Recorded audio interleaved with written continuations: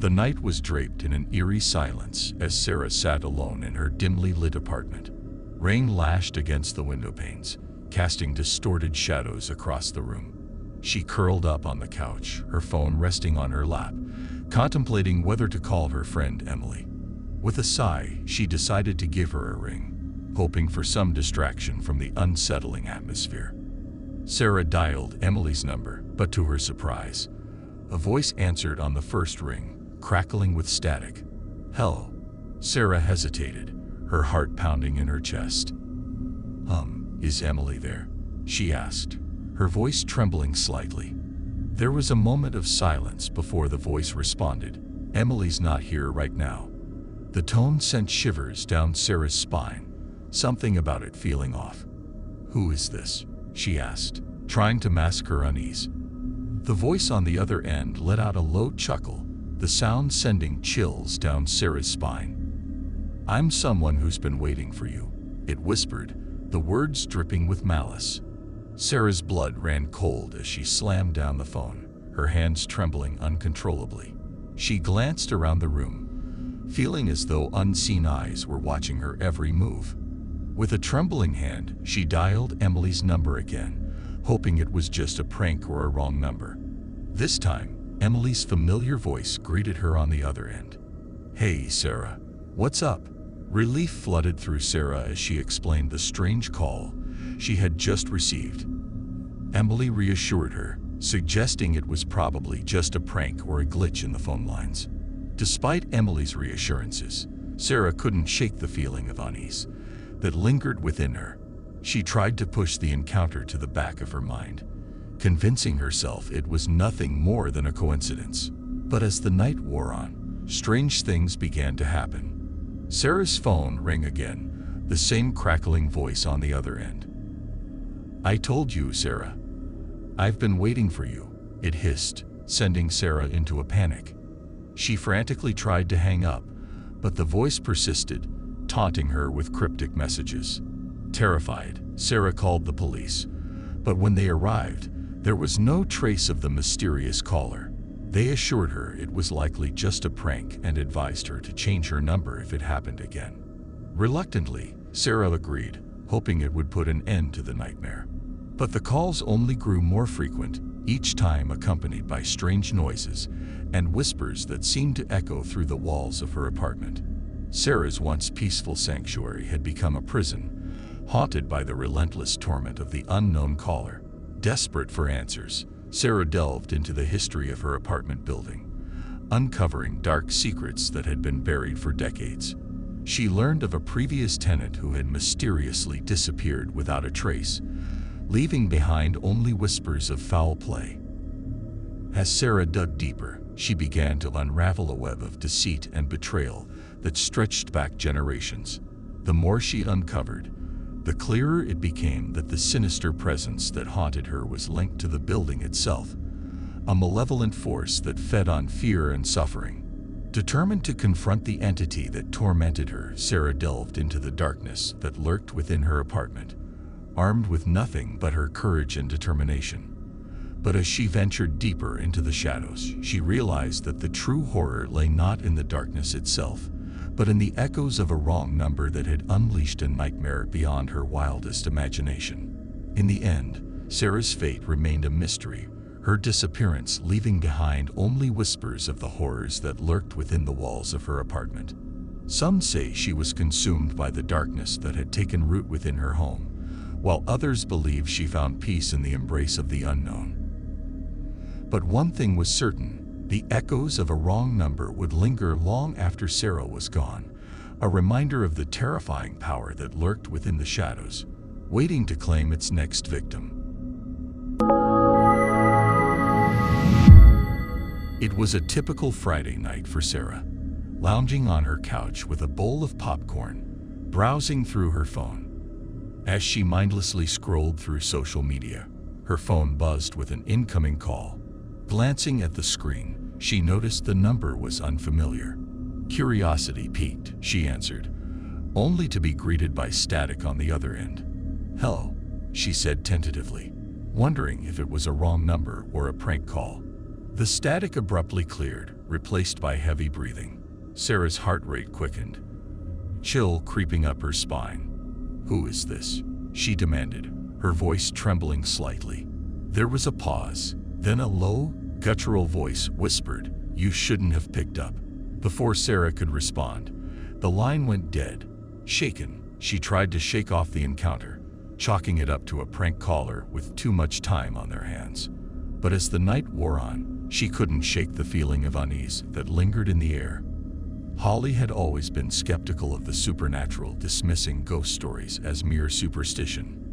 That is until she received a wrong number call that would haunt her dreams. Late one night, as she was getting ready for bed, her phone rang.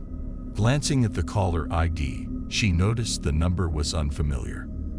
Assuming it was a telemarketer, she ignored it, letting it go to voicemail. But the caller was persistent, calling back again and again. Growing irritated, Holly finally answered, ready to give the caller a piece of her mind. "Listen, I don't know who you are, but you need to stop calling me," she snapped. There was silence on the other end. Then a voice whispered, "You shouldn't have ignored me." Holly's blood ran cold as ice. "Who is this?" she demanded, her voice trembling. The voice let out a sinister chuckle before saying, "You'll find out soon enough." Terrified, Holly hung up, her heart pounding in her chest. But the calls didn't stop there.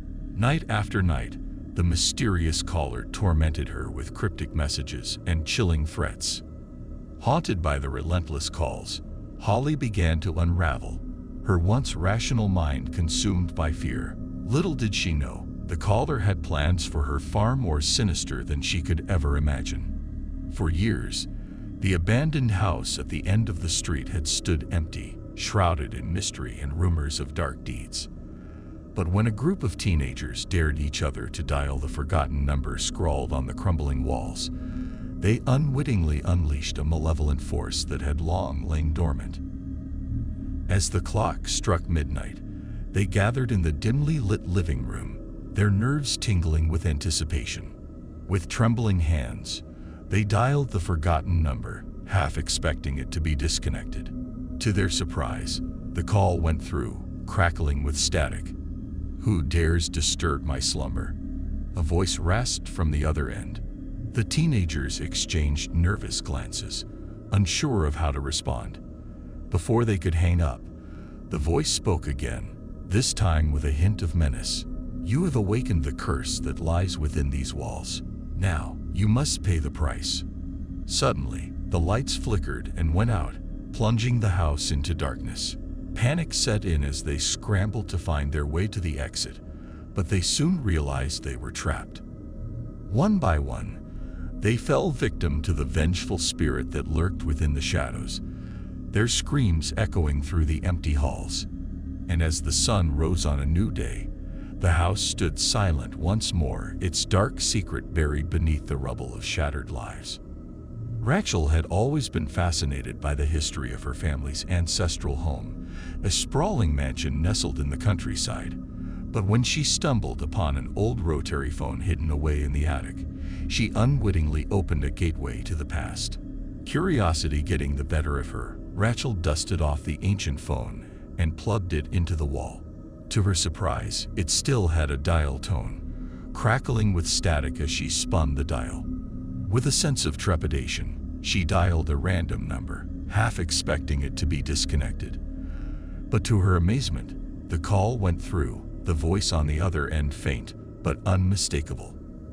"Hello," she said tentatively, her heart pounding in her chest. There was a pause, then a voice whispered, "Who is this?" Reall froze, unsure of how to respond. "I'm sorry, I think I dialed the wrong number," she stammered. But before she could hang up, the voice spoke again, this time with a sense of urgency. "You must listen to me. You're in danger." Confused and frightened, Reall pressed for more information, but the voice remained elusive, offering only cryptic warnings of impending doom. As the days passed, Reall became increasingly paranoid, convinced that someone, or something, was watching her every move. Little did she know, The phone held secrets far more sinister than she could ever imagine. Secrets that threatened to consume her very soul. As the sun dipped below the horizon, casting long shadows across the empty streets, Mark found himself alone in his apartment, the silence weighing heavy on his shoulders. But when his phone rang, breaking the stillness of the night, he knew something was horribly wrong. With trembling hands, he answered, only to be greeted by the sound of his own voice on the other end. "Who is this?" he demanded, his heart racing with fear. But there was no response, only the echo of his own words reverberating through the empty void. Desperate for answers, Mark pressed for more information, but the voice remained elusive, offering only vague warnings of impending doom. Terrified and alone, Mark tried to shake off the encounter, chalking it up to a prank caller with too much time on their hands. But as the night wore on, he couldn't shake the feeling of unease that lingered in the air. Little did he know, the call was just the beginning of a nightmare far more terrifying than he could ever imagine. A nightmare from which there would be no escape. The Vlog. As dawn broke on a new day, the phone lines fell silent once more, their secrets buried beneath the weight of forgotten memories. But in the quiet stillness of the morning light, a sense of unease lingered in the air, a reminder of the horrors that lurked just beyond the reach of human understanding. And as the world moved on, oblivious to the darkness that lay hidden beneath the surface, the echoes of the past whispered on the wind, a haunting reminder of the true wrong number horror stories that would never be forgotten.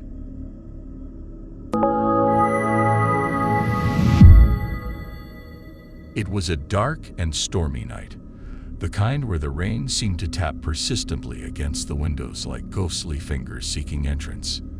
Amelia sat alone in her small apartment, the only source of light emanating from the soft glow of her laptop screen.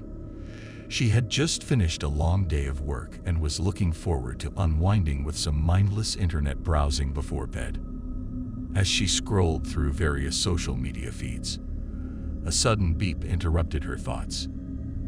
It was the sound of an incoming message. Curious, she clicked on the notification, revealing a text from an unknown number. "Hey, Amelia. Long time no see. Remember me?" Amelia furrowed her brows, trying to recall who could be messaging her at this hour. She typed back cautiously, "I'm sorry, but I don't recognize this number." "Who is this?" The response came almost immediately. "Oh, come on. Don't tell me you forgot about that night." A chill ran down Amelia's spine. She couldn't remember any significant encounters with someone who would be texting her like this. Nevertheless, curiosity got the better of her, and she replied, "I'm sorry. I think you have the wrong number." But the messages kept coming, each one more unsettling than the last. "I know you remember. I can still hear your screams." Amelia's heart raced as she read the words on the screen. This was no ordinary wrong number. Whoever was on the other end seemed to know something about her, something terrifying. She considered calling the police, but what would she tell them? That she was receiving creepy messages from an unknown number. It sounded ridiculous, even to her own ears. Instead, she decided to play along, hoping to glean more information from the mysterious sender. "What do you want?" she typed, her fingers trembling slightly. The response was almost immediate. "I want you to remember what you did. I want you to suffer like I did." Amelia's mind raced. What could this person be talking about? She had never intentionally harmed anyone in her life. Was this some sick prank, or was it something more sinister? Before she could reply, another message popped up on the screen. "Look outside." Amelia's heart pounded in her chest as she slowly rose from her chair and approached the window. She hesitated for a moment before pulling back the curtain, revealing the dark and rain-soaked street below. At first, she saw nothing out of the ordinary. But then, as her eyes adjusted to the darkness, she saw a figure standing across the street, partially obscured by the shadows. It was a man, tall and gaunt, with hollow eyes that seemed to pierce through the darkness. He was staring directly at her, his expression unreadable. Amelia's breath caught in her throat as she stumbled back from the window, her heart pounding in her chest. She couldn't explain it, but something about the man filled her with an overwhelming sense of dread. She quickly closed the curtains and retreated to the safety of her laptop, her hands shaking as she typed out a response.